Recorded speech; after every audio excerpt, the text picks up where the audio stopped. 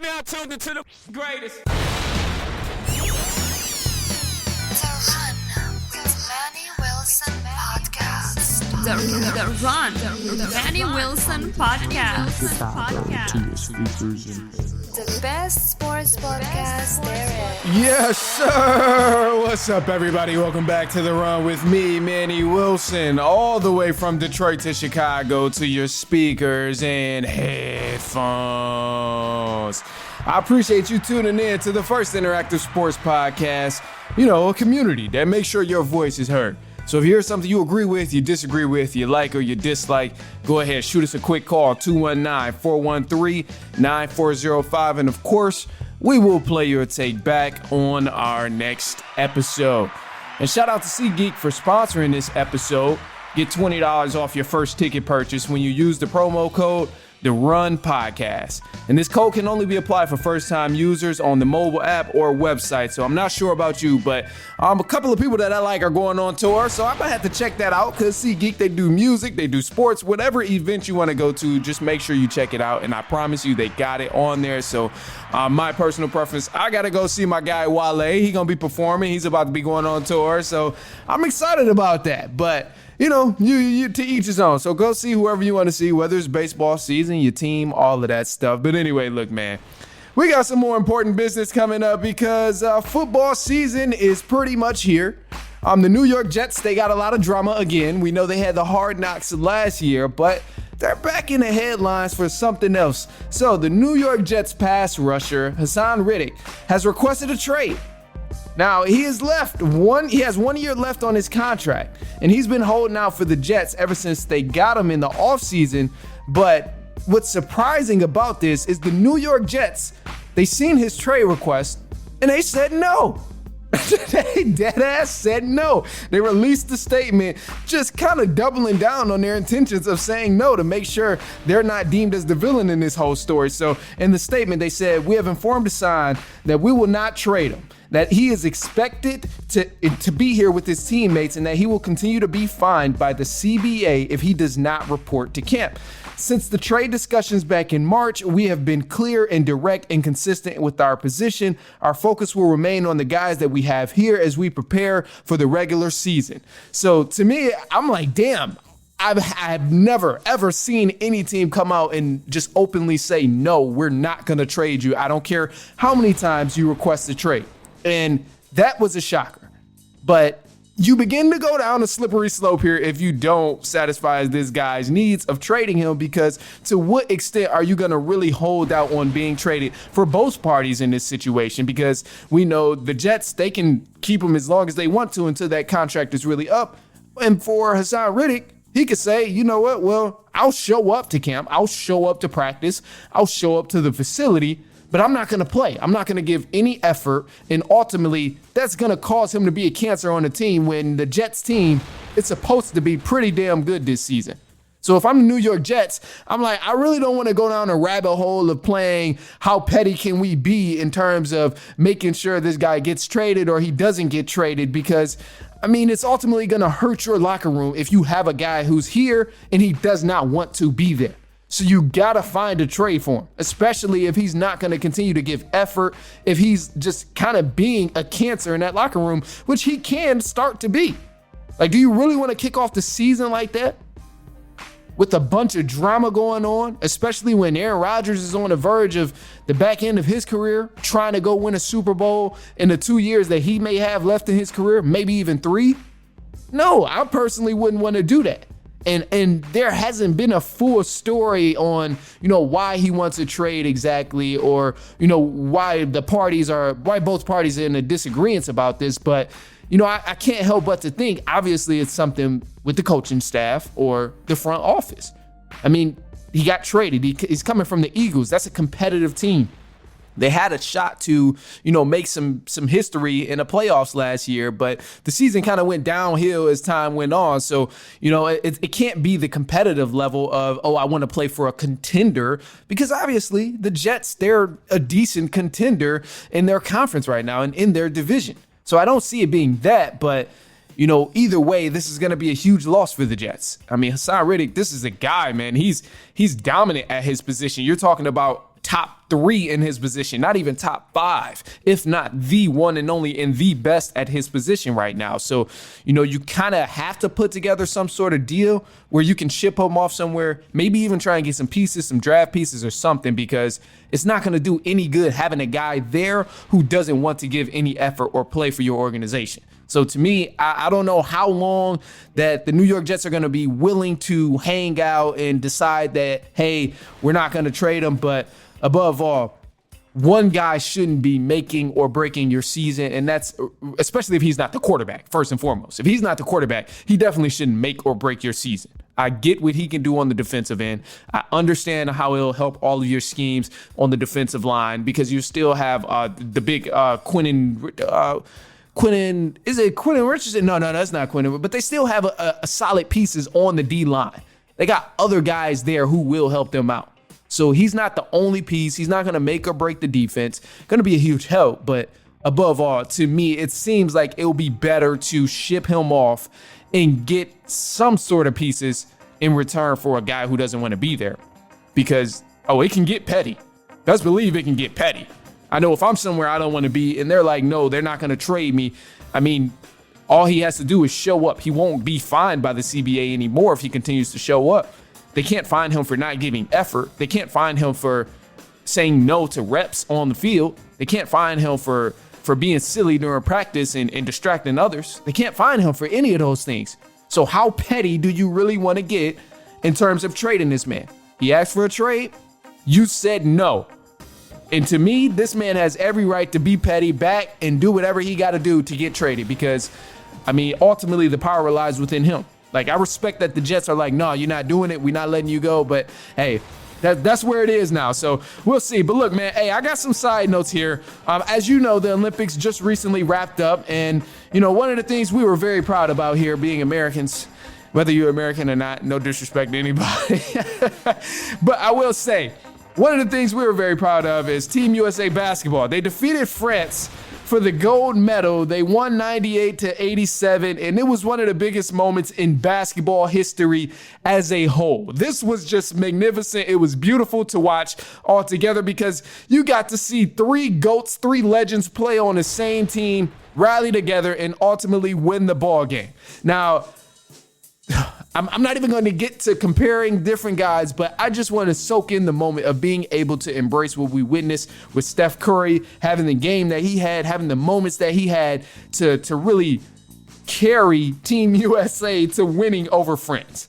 NBA fans needed to see this. They needed to see guys who are all legends, the best at their game, coexist and show everyone that greatness can legitimately coexist. Because for far too long, we've compared LeBron to Kevin Durant, Stephen Curry to LeBron, KD to Stephen Curry. Like, it's insane, and I know it's all fun and games, but at the end of the day, some people really take this stuff serious, and they don't understand, like, all of these guys are great in their own ways. So, I just had to say that. And then also, too, expect something big to happen in this upcoming NBA season because not only are we getting a lot of guys who've been playing basketball, for the summer, usually when they rest, but we're getting some people who are building relationships with each other.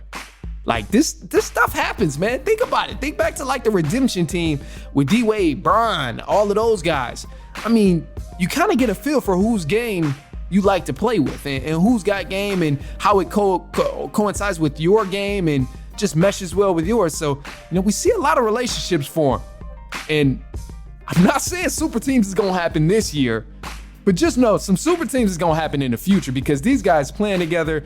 You see KD, Devin Booker are already teammates, but Bam Adebayo playing with Anthony Edwards, he get a feel for the game. Anthony Davis playing with Devin Booker, get a feel for his game. And it's like, down the line is the LeBron and Kevin Durant and Steph Curry's begin to retire. Like, these group of young guys are going to want to win championships and are going to want to play with somebody else who's equally as talented as the legends they were playing with before. So I'm just saying, expect something to happen, man. And, before we cut to the break and cut to the news, I got to give a shout out to my boy Devin Booker, man. Devin Booker, man, he deserves a lot of praise for the victories that Team USA has won during this entire tournament of the Olympics because he was literally just doing everything that they needed him to do. He was a silent killer on the floor when they were playing. He averaged 11 points, 3 assists, 2 rebounds in 22 minutes. I know that doesn't really say much about his stats, but when you're looking at the game, he didn't have a bunch of highlights, but he made his open shots. He didn't have a bunch of slam dunks and alley-oops and all of that, but he ran in transition, got easy buckets. He played defense, full court press, if you will. And that's huge, man. So want to give a shout out to Devin Booker for doing his thing and definitely helping Team USA secure gold. So, of course, you got to go ahead and throw your take out there. Let's hear it. Let's hear your thoughts on the Haason Riddick situation with the New York Jets. Let's hear your thoughts on the Olympics. So give us a call, 219-413-9405. And, of course, we'll play your take back on our next episode. But look, man, hey, we got some news coming up in just a second, so stay tuned. Then NFL topics are coming up. We're looking over in the NFC North for this one and all over the NFC ultimately. So go ahead, stay tuned, and we'll be right back. It's halftime.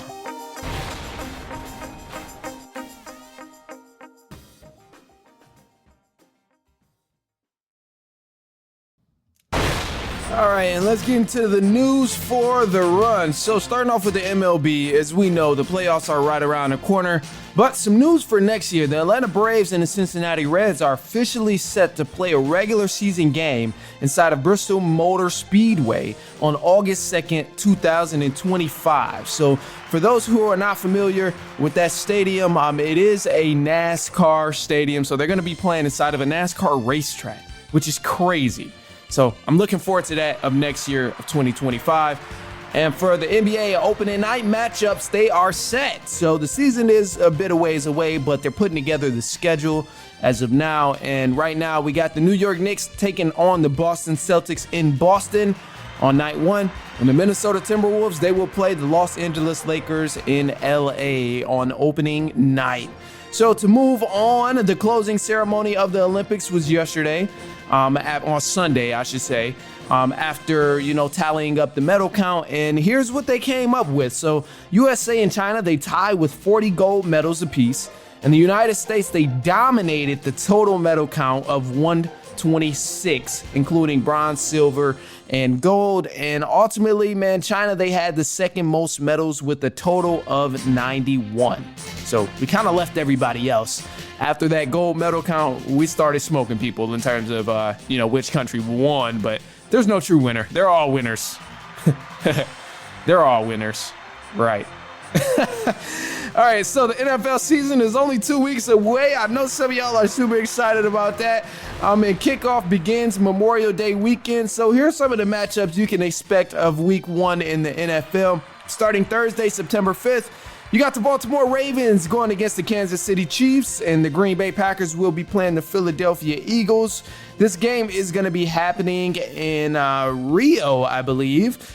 So the time might be a little weird. I'll get some confirmation on that. But later on that Sunday, September 8th, you can expect the Steelers to play the Atlanta Falcons. I'm expecting those Falcons to win. The Cardinals will take on the Bills. Titans will play the Chicago Bears. Patriots will face the Bengals. Texans will play the Indiana Colts. The Jacksonville Jaguars will play the Miami Dolphins. The Panthers will take on the Saints. And one of the other games you'll definitely want to watch out for is the Los Angeles Rams versus the Detroit Lions, which was a rematch of the playoff matchup that happened last year. So look, man, because we're on the topic of NFL, I got to give you an early winner of each division. So, in the NFC, we're going to hang around here because the NFC is where it is right now. And then I promise you later on in the week on our episode next week, we're going to go ahead and move over to the AFC. But we can't spill all the beans right away because, hey, the season is slowly approaching. It's slowly approaching. Anyway, let's start with the NFC South, man. I'm going to switch it up for a second. Give me some pimping. There we go. All right, cool. So the Atlanta Falcons, they are going to win the NFC South. I hate to break the news to you if you're not already understanding who's going to win the NFC South, but it's going to be the Atlanta Falcons. And I say the Falcons are going to win the division because they've had a lot of pieces for a minute now. And the only thing they've been missing was a legitimate quarterback. I mean, they had 2 quarterbacks now in terms of Penix Jr., and now we have Kirk Cousins, but you'll actually see the utilization of the weapons they have in Drake London, Kyle Pitts, and all the other guys that's on this roster. Because when you look at everybody else in this division, the only other team you really got to worry about is the Tampa Bay Buccaneers. Outside of the Buccaneers, you don't really have to see that many threats in this division of the NFC South, because now that, they got Baker Mayfield and they're trying to figure out if Baker Mayfield is 100% legit or not. But ultimately, whether he is legit or not, the Falcons, they have the missing piece that they've needed in Kirk Cousins and Michael Penix Jr. at quarterback. So that means weapons we didn't really see thrive over the past few years, they get to have themselves a year. Drake London gets to thrive. Kyle Pitts gets to thrive. Darnell Mooney gets to actually thrive. And then, oh wait, did you even forget that the Falcons have some dominant running backs back there? Because those have been the guys who's been really carrying the offense over the past few years. You've been seeing Bijan Robinson and Tyler Algier. Those boys have been balling, but now you can mix it up a little bit. So not only do you have to hand the football off, and not only can you hand the football off, but you can also throw the football, and you have a quarterback who can throw the ball more than 35 yards. Who can throw the ball more than 35 yards accurately. So easily for this division of the NFC South, I'm going with the Atlanta Falcons to go ahead and win, man. I think right now where they are, all the pieces are finally going to connect. They finally have weapons with a quarterback who can get them the ball in open space and make something happen. So there's some high hopes for the Atlanta Falcons in terms of winning the NFC South. But above all, they are the team to watch in that division. Now, let's move on to another division. Because this division, man, it's close in this division right here. And honestly, it's going to be a toss-up in the NFC North. The Lions, they're kind of expected to win the NFC North. A lot of you all voted on the poll on our story that the Lions were going to win the NFC North. And I want to tell you right now, that very much can happen, but the NFC North is going to be a toss-up regardless of how you look at it between the Bears, the Lions, and the Green Bay Packers, because I know on paper and statistically the Lions look like they are the best team there. However, you have to consider who the Bears have on that roster, and you have to consider who the Packers have on that roster and who the Packers have at quarterback. Because this was a guy who debuted in his first season of the NFL, took his team almost to the conference championship game. If it wasn't for Christian McCaffrey and the 49ers, we could have seen another rematch of the Detroit Lions and the Green Bay Packers from the regular season. And oh yeah, before you get too excited about, the Lions winning the NFC North, don't forget the Green Bay Packers did smack up the Lions again on Thanksgiving Day. And the Chicago Bears, I know they lost to the Lions last year, but they didn't really have as many weapons as they have now. And don't forget, because the Chicago Bears were leading the Detroit Lions all game when they played in Detroit last year. So you got to consider certain things. And I know it was a very sweet season last year for the Lions, and it didn't end the way many people wanted it to. But hey, man, you cannot overlook the Chicago Bears and the Green Bay Packers in this division, because those guys are hungry. They haven't had success in a long time either. The Packers really haven't done anything since Aaron Rodgers. They had a couple of appearances to the conference game when Aaron Rodgers was there. But the Bears, they've been bad for a long time. Bears been bad for a long time. So you got to understand, they're coming hungry, and I think the NFC North is going to truly be a toss-up between the Bears, the Lions, and the Green Bay Packers. The Vikings just recently lost their quarterback. J.J. McCarthy suffered an injury, and he may come back, but either way, I don't think the Vikings are ready to really thrive. I do feel bad for Justin Jefferson, but oh, man, that's tough. Anyway, look, so that's going to be a toss-up, but if I had to put money on any team, I think I'm going to go with the Green Bay Packers. I don't know. I don't have a team I'm going to choose yet. I'm going to wait for the NFC North. I'm going to wait on that one. All right, look, man. So two more. A couple different conferences. Two more. One of them is easy to choose from, but I'll save that for last. So we got the NFC West. The 49ers, Rams, Seahawks, Cardinals. And in this conference here, or in this division, I will say the 49ers will easily win the NFC West. And I say easily because the biggest challenge they're going to have to face is with the LA Rams. And while you can't sleep on the Rams because they got some guys over there who can make plays, and they got a great quarterback in Stafford, great receiver combination in Cooper Kupp, and then Puka Kanoa, oh my gosh, they got some nice guys over there. So you can't sleep on them, and ultimately divisional play is always going to be tough. But I think the 49ers, they have something that the Rams are just not there with. And obviously both teams have weapons, but the 49ers have a lot of chemistry on their side in terms of, pulling through and winning these ball games. They kept the same roster for some time now, and I'm expecting Deebo Samuel to come out and do the type of things that Deebo Samuel does. We'll see what Brock Purdy does in his second year of really trying to make some things happen, and now the league is going to adjust to what they seen last year. That will be interesting. Just comparing these two teams, it's going to be a battle. So I don't want to say 49ers are easily going to win, but if I had to put money on it, I think I would trust the 49ers to go ahead and win this division here. But you can't sleep on the Rams because that's a veteran quarterback in Matthew Stafford. Cooper Kupp, veteran receiver as well, and Puka Kanoa.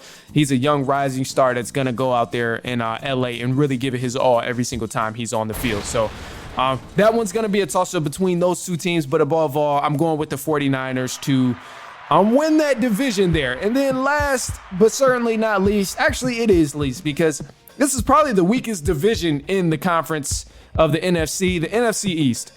Usually we don't say they're the weakest division, but out of everybody happening, everybody in the NFC right now, this team is definitely garbage.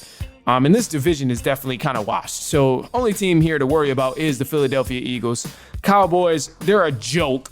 They haven't paid CeeDee Lamb. They're trying to probably lose all their receiver options right now. And I think above all, if not this season, next season, we'll see the Dallas Cowboys completely rebuild and completely tear everything apart and try and just build within again.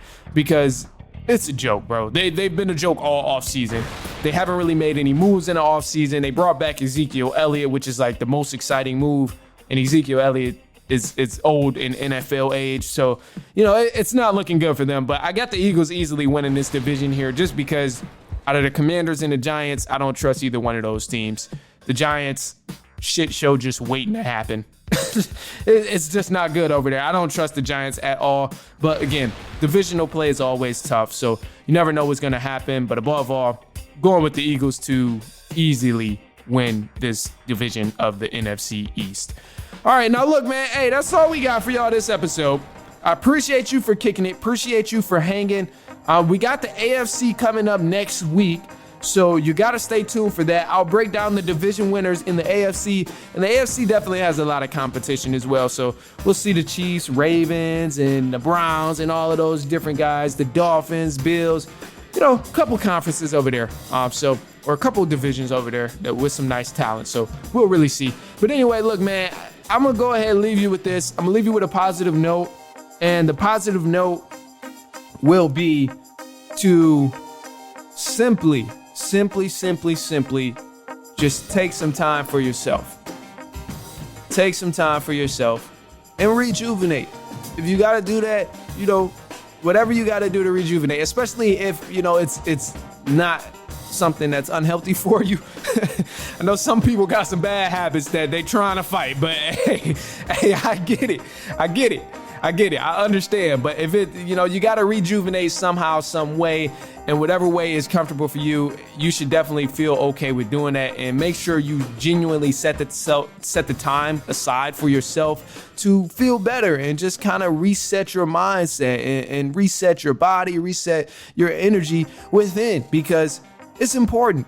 How can you be great in this world if you struggling and fighting demons inside, man? You got to settle that within. How can you help others out and be a positive inspiration or a positive influence on others if you ain't even right within yourself? So, you got to start the work within, and then eventually it'll be all right. And that's a whole nother subject that I'm about to get on, but I caught myself, so I'm not doing it. All right, look, man, hey, other than that, hey, of course, I appreciate you for tuning in. And we're going to probably have more talks like that on the Patreon. It'll be surrounding sports topics, but maybe bigger picture type of sports things. But again, like I said, stay tuned on the Patreon, because we're definitely going to come up with some stuff on the Patreon there. So you can check us out over there. Other than that, though, send this to a cousin, a brother, an aunt, an uncle, a niece, a nephew, coworker, sister, father, uncle, niece, neighbor, anyone you know who will enjoy sports, especially if I talked about their team, and especially if I disrespected their team. You gotta just be a troll for a second. Just have fun. Send this to them. Anyway, look, man, other than that, that's all I got for y'all. I appreciate you for tuning in, and we will be back later on next week, and so on and so on and so on.